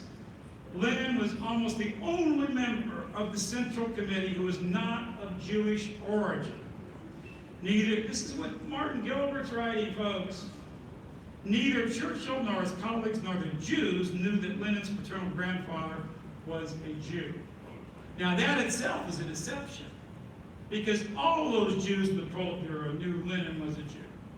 Because I was in the archives, I even discussed this with Alexander Solzhenitsyn on a couple of occasions, and we found documents in the Russian archives showing that they interviewed all the stuff of, Lenin's family members, his kids, wife, everybody. By the way, he spoke Yiddish in his home.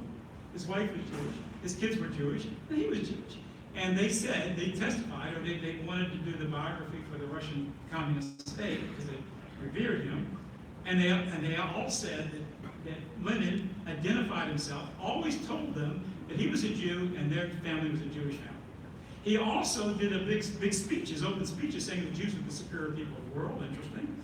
He also, all the other Jewish members of the inner workings of communism, those Jews wrote about the fact that Lenin was constantly, as long as they were too, disparaging and just disgustingly attacking Russians, how stupid they were compared to Jews.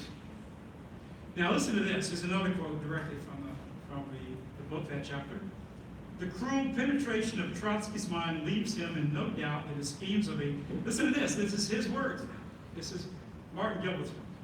The cruel penetration of Trotsky's mind leaves him no doubt that his schemes of a worldwide communistic state under Jewish domination, right, are directly thwarted and hindered by the new ideal, Zionism, which directs the energies and the hopes of Jews in every land to a far more attainable goal.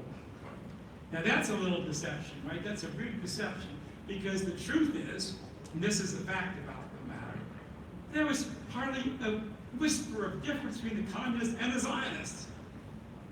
The biggest supporter, the biggest contributor, according to Jewish histories, of the Bolshevik Revolution was Jacob Schiff from the United States, one of the biggest people on Wall Street.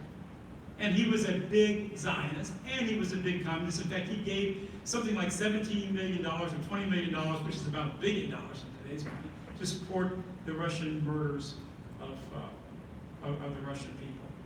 Boy, you learn something every day, don't you? So what Churchill was doing is he was serving the Rothschilds because everybody knew in 1918, 1920, the Jewish nature of the Russian Revolution.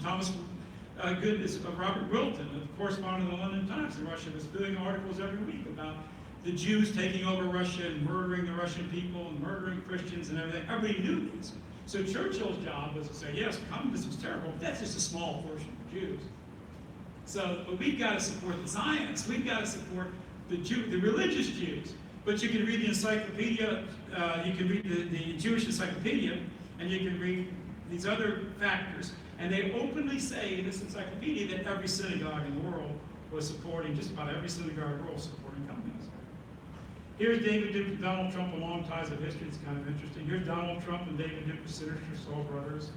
And that's the thing about me. You know, I'm like the great, according to the Jews, I'm the great Satan, you know? Because I am the best known, I guess, for good or ill, but I'm the best known white activist in the world, and nobody in the whole world basically has educated more people about the Jewish issue than I have. Now I want to go into another issue that's real quick, and I'm trying to get this thing finished. I know it's getting late. I hope you don't mind staying a little bit. But here's an article from the most recent Hillel. Now Hillel is a rich, multi-million-dollar Jewish organization that serves the Jewish penetration into our universities and to control of it, because especially the Ivy League universities are the path to controlling a country. Now I'm going to show you the real racism and the real supremacism beyond a shadow of a doubt. The most important school in America, as you all must know this by now, is Harvard University. If you get a degree, in fact, if you get a graduate degree, if you get a doctorate from Harvard, you get a doctorate from Harvard, you're fixed. Your books will be published when you write one, by New York Publishing. Your movies will be accepted. If you go to another university and you come out of Harvard as a PhD, you'll be in line to get the head of the other department of any university. They want you. Politically, if you become a judge, if you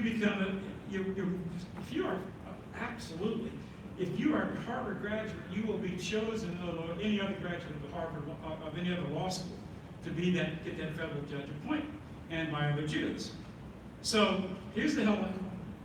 So take a look on the right bottom of the screen.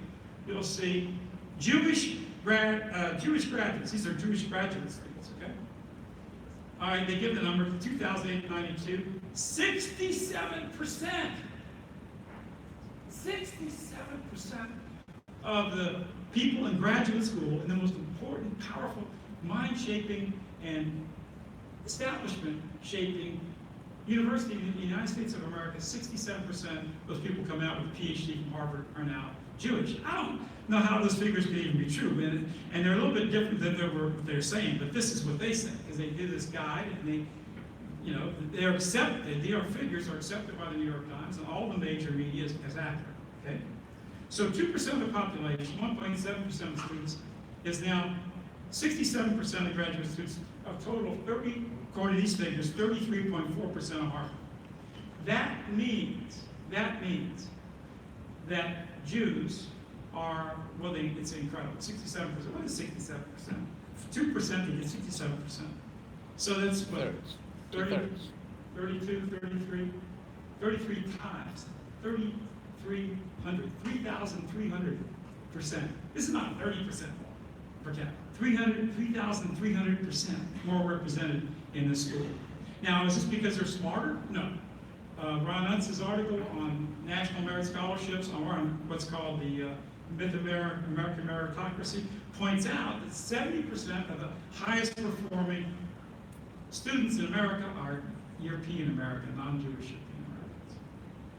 And I want you to really be clear about this. This is one of the things that I like to do historically and academically. I like to disabuse you of these ideas that somehow we're inferior. Jews are smart, but they're not any more exceptional. Actually, they're really lower in some of the spatial thinking and reasoning than Europeans. But I want to explain to you something that's going to shock you, and it's a great understanding. Okay? Definitely college exams and SAT scores can predict to a degree college performance, but it's not perfect. The best way, though, to figure out what people are the most intelligent and the most productive and the hardest working is how they perform. How they perform at university. What group performs? Now, whites are only about 20% of Harvard, and most of those are females. And the white males at Harvard, half of them are gays or whatever they are, LGBT, and they certainly don't have many people think like us there. It's a tiny percent. But whites are 20% of Harvard, and you see Jews are 33%, but we're 60% of the population. We're 70% of the best performing students. So that means Jews are about 14 times overrepresented than we are by merit. In other words, they're overrepresented than they should be by merit. So the best way to judge the effectiveness of the intelligence of people, or the ability for them to be creative and powerful and wonderful, is how they perform. How do the students rate between these races? And it's race, because the Jews are a race as certainly as any other race. Yeah, the differences are a little bit narrower between white and black, but they are a race. In fact, they are the super race in the sense that they are so ethnically inbred. And they're the same ones that make the jokes about inbred people in Tennessee now, right? So there's a way to do that, to figure out who the elite is of Harvard and these other Ivy League schools. And you know what it's called? It's called Phi Beta Kappa. And it's only about 200 of the best universities that have it. And Phi Beta Kappa is very rigorous. You have to take really hardcore sciences. You have to take, very hard, language skill courses. You can't get Phi Beta Kappa if you're studying PE or something like that, or broadcast journalism. You've got to do these hard things. It's a very elite thing. And this is after a student is at the school for at least 3 years. Sometimes you give it to them after 3 years, but 4 years. So this the proof of this is by their performance. And by the way, these white kids that are at Harvard, they're dealing with the faculty, which is well over 50% Jewish. And again, Jews are biased for the Jews. If a Jew comes to a faculty member and says, look, I need to make up on the exam, it's going to affect my career, that Jewish professor is a lot more likely to give them that exam or give them some sort of special treatment rather than some Christian from Oklahoma, right? But still, here's the results from Phi Beta Kappa. I didn't get a chance to do the slide, but I've got that on my website. You can go to it. And guess what? So whites are 20% of Harvard. Jews are 33%. Well, back in those days, it was like Jews were 25%. So Jews, in the time when this study was done, Jews were 25%, and that's coming from 1.7% of the population. And whites were 20% of Harvard. Guess what the Phi Beta Kappa results were? And this is the elite. These are people who perform great. Well, it's pretty interesting. So, Jews, who are supposed to be the smartest and most capable, who outnumbered whites by another 20%. It's kind of like a basketball team, and one team is limited to 4 players, and one team to 5 players, and you see how they come out against each other. But the team with 4 players is compared to the 5 players in the Jewish team. The Jews, who outnumbered by a good margin the whites of Harvard, Jews were only, listen to this, they were only 16% of Phi Beta Kappa recipients. In fact, I think, no, they were 11%, pardon me, 11%, which is less, like 40% of their percentage in the school. Asians did pretty well, better than the Jews did, but guess what whites were of Harvard? Phi Beta Kappa recipients. Folks, they were 54%. So the 20% of whites were 54% of the best students of Harvard.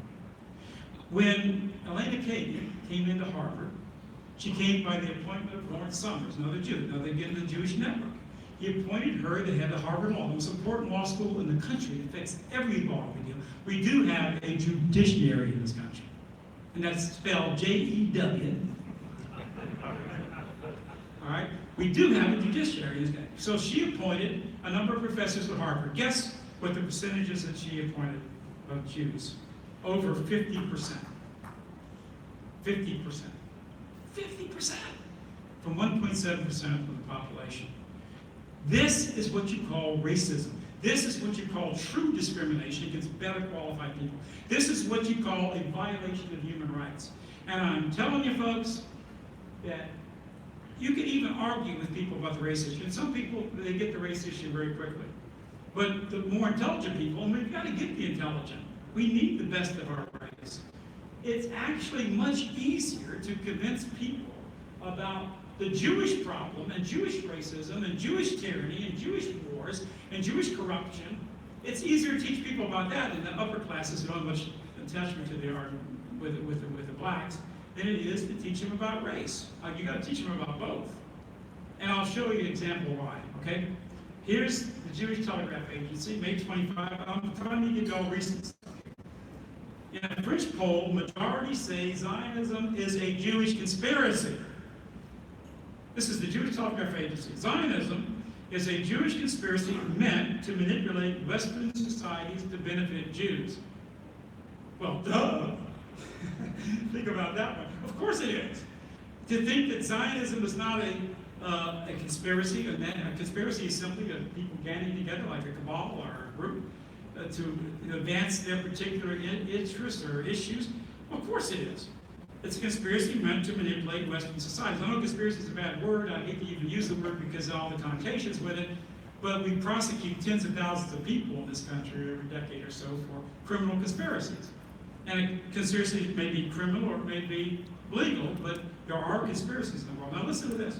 Some 53% of the respondents, 53% to the survey conducted this year by the top polling company, agreed with the statement that, quote, Zionism is an international organization that seeks to influence the world and societies to the Jews' benefit. Now, as a person who's dealt with polls a lot, I always just say the Duke flies under the radar, because I always get about 300 or 400% more votes than I was said to be gotten in the polls. And part of the reason for that, some of it's just fake polls, but one of the reasons for that is because it's just like Trump. I mean, if somebody goes into a college campus today with a Trump sticker on the back of their car, they can kiss their career goodbye, right? It's true.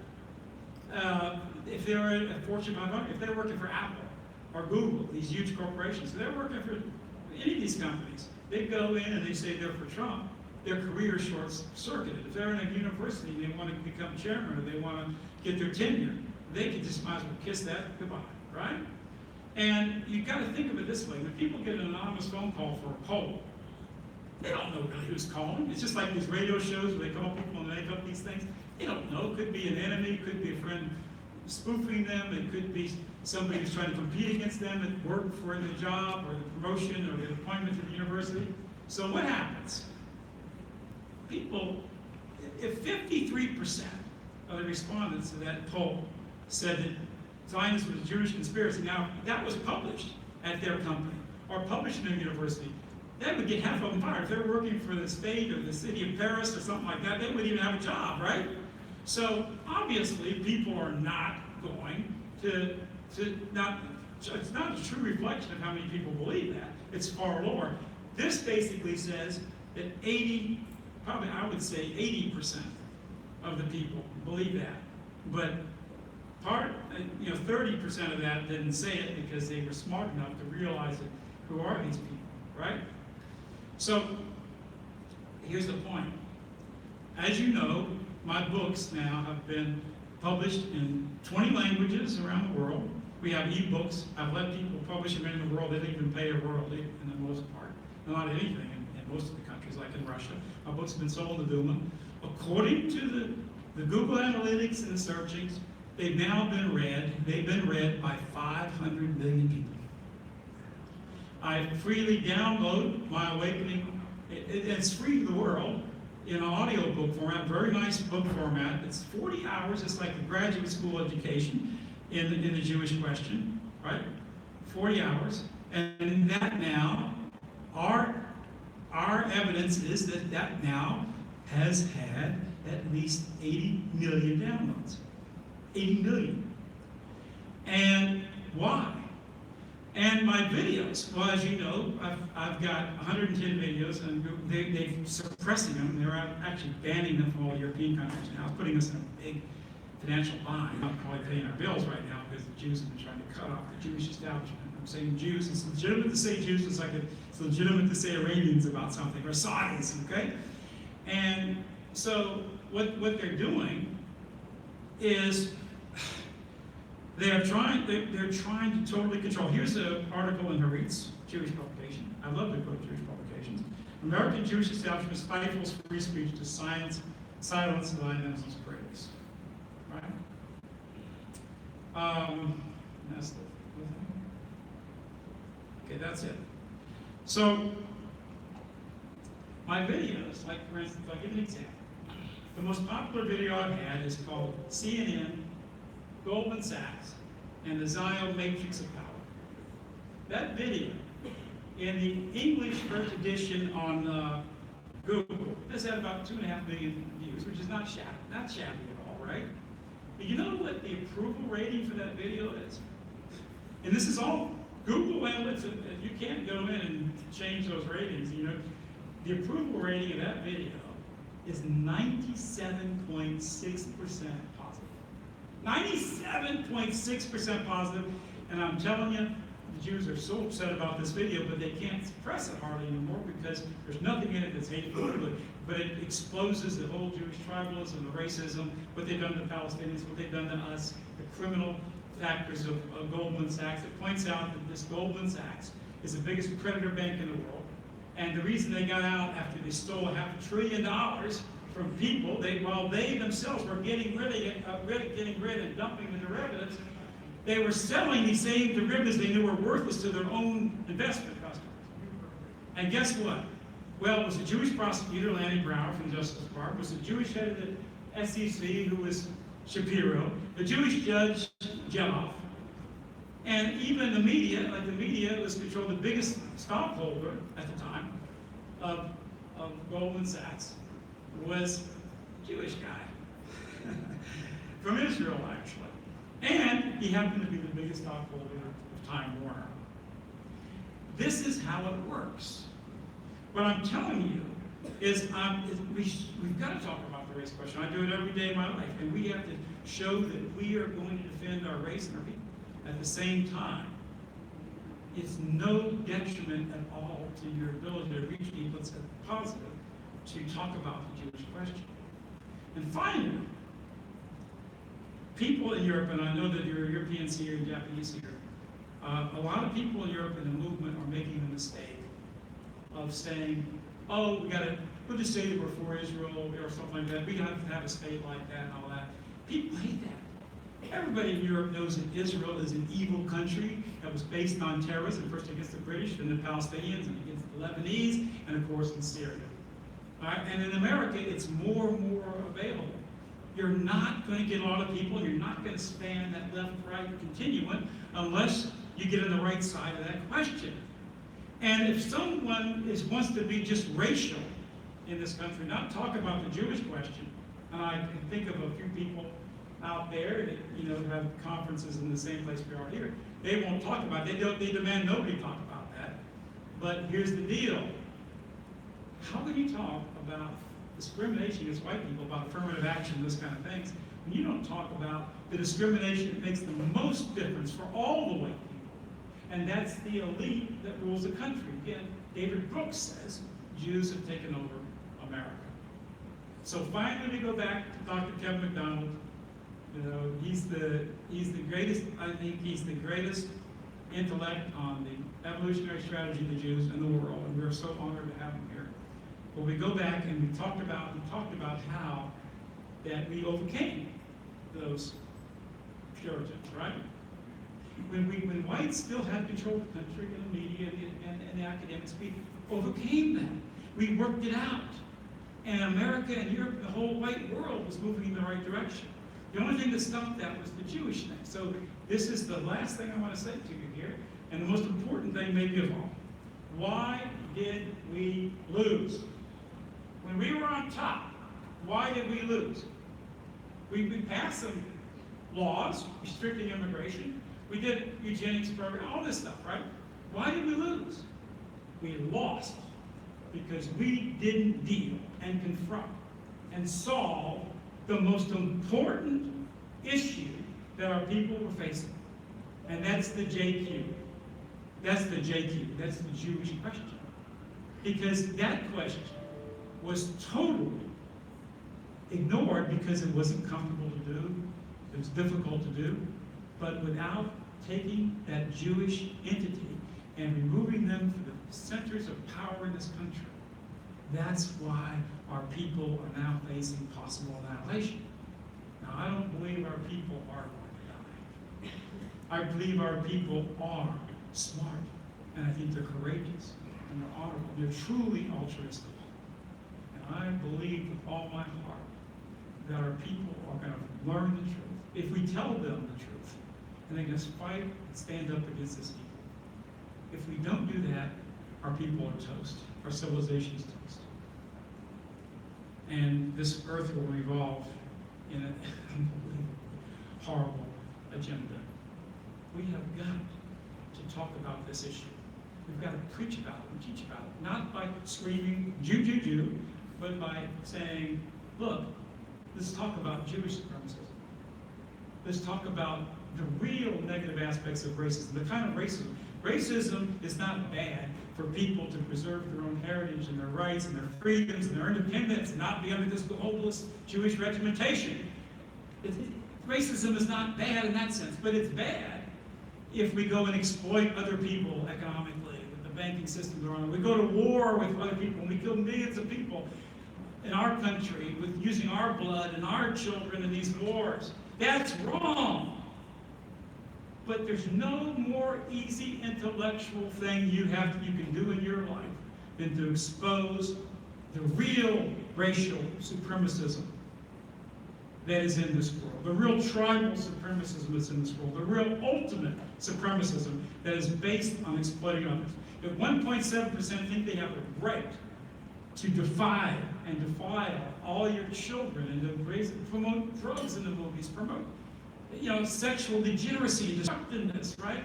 To promote drugs like the Sackler family with the Purdue family, getting people hooked on drugs and lying about the addictive nature. Or what the Sassans did. Look at what they did to the Chinese and why they had the opium wars. Look at slavery itself. I don't believe in the institution of slavery, but I understand. I don't look at white people as evil because they had slavery, because every people on the earth had slavery. But the ironic thing is the biggest purveyors of the slave trade worldwide for the last 2,500 years were Jews. In fact, in this country, we're given this guilt complex for slavery, right? Yet, in America, in the whole of America, only 1% of our population ever owned slaves. Jewish households in America, 40%, according to Jewish histories, own slaves.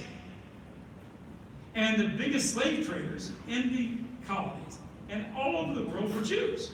The biggest white slave traders with human trafficking that they talk about were Jews. I mean, this is the reality.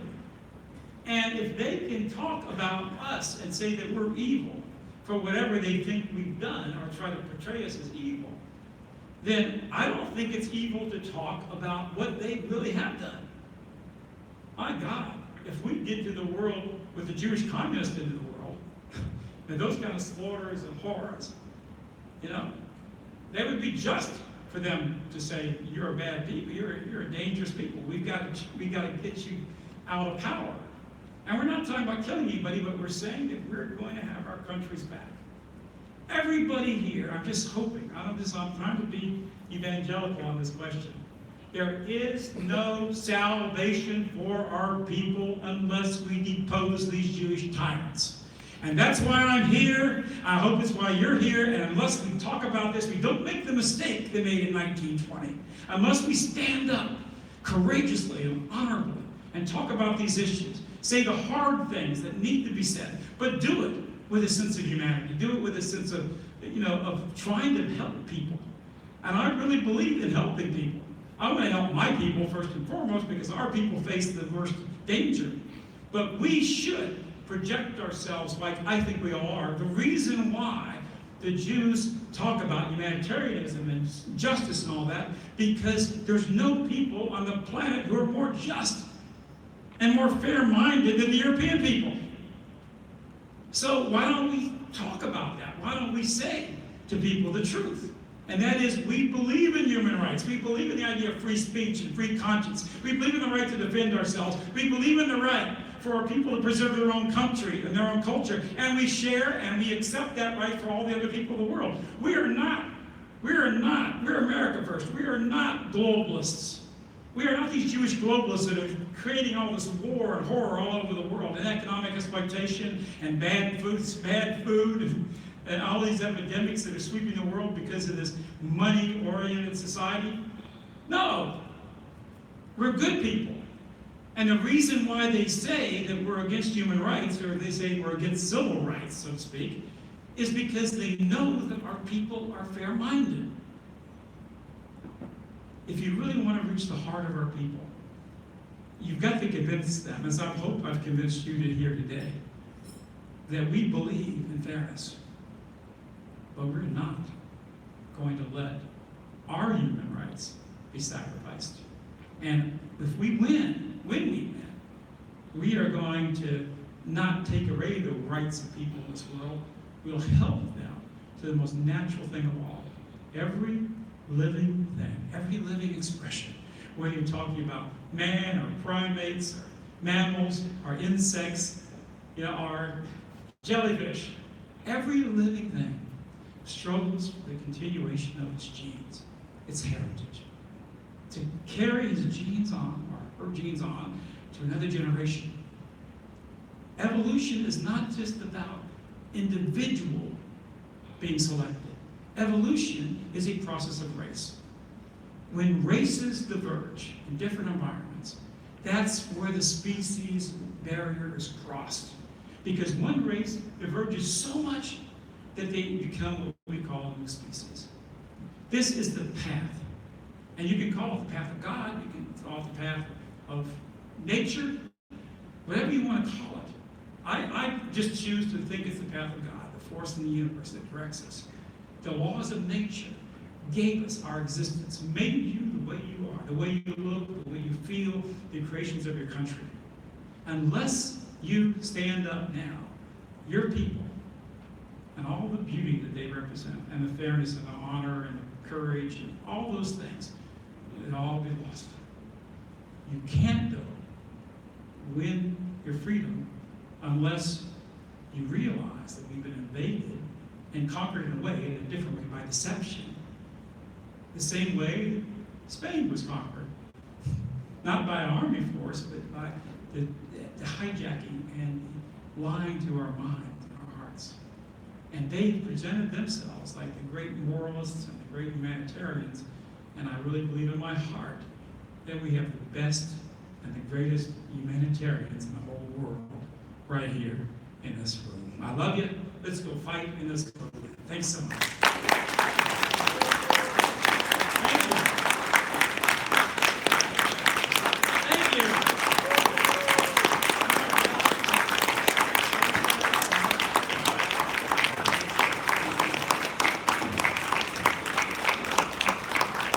Well, that was a rare treat, wasn't it? And we are deeply appreciative to Dr. David Duke for sharing with us the way he has tonight. Real quick, a couple of announcements. Remember, we reconvene at 9 in the morning for the remaining activities of the conference. Checkout is at 11. There might be a tiny little bit of wiggle room if anybody needs it, but we will also make available for anybody who just wants to get their luggage and possessions out of their room that doesn't want to take it to their vehicle, wants to hang around for whatever part of the day. The boardroom, which we have, will be available for that, and other hotel room location right here on the 4th floor. So you don't have to necessarily get everything out of the hotel. You have to go through the security dragnet, and come back in. If you want to just get your luggage out of your room, get checked out, put it in the boardroom, that'll be fine too. Just let us know in the morning if you'd like to do that. And of course, also tomorrow there will be the continuation of what's on the program, what's on the schedule. And tonight, probably a lot of you are tired and want to turn in, but room 224, there is a hospitality room there. Earl, who has decided to turn in, I think, he stocked it and provisioned it a little bit. If anybody wants to socialize or get together there, I will make sure that room's open, for that purpose. Place where you can go. So, are there any questions real quick before we adjourn? Anybody? Okay, thank you very much. I gotta say one thing. I just wanted to let y'all know that I was planning on staying tomorrow, but we've got some issues because of the Jewish lawsuits that are going on in regard to Charlottesville. And so I've got to go back home and take care of some of that and meet with some people, advisors. So I've got to really go early in the morning. I just want to let you know that I wanted to thank you so much for all the wonderful things you've been telling me the last 2 days. And I want to thank this man right here, and of course, William Johnson, who's also contributed to some of my political work, what a great guy. And all of you people, all of you. And again, Kevin McDonald, a very special guy. Dr. Hill, what a magnificent guy he is. What an example. It's like a mountain of a man that stands up for us. And a professor at the same time, a fighter. And all of you people, I can't mention everyone. Dr. Craig, there's so many people here. And of course, my good friend, Dr. Sunik, who I visited with many times at this place in Croatia, and he visited with me when I was staying in Austria.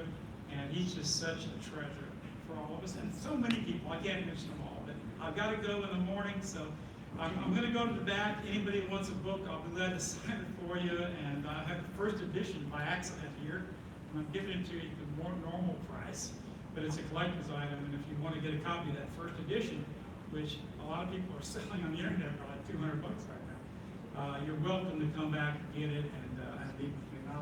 I'll stay up as late as we have to tonight to talk about these things, but I got to go in the morning, unfortunately. I love you, people. I love you.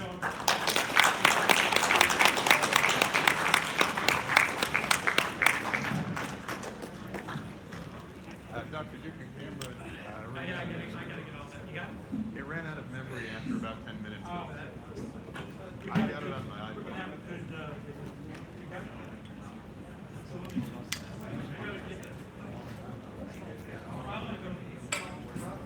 Roy, are you still in one piece?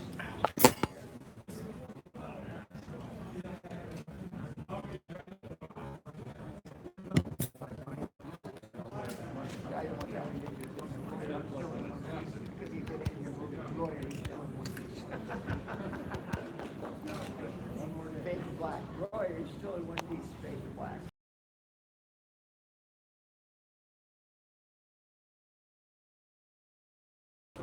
Picture.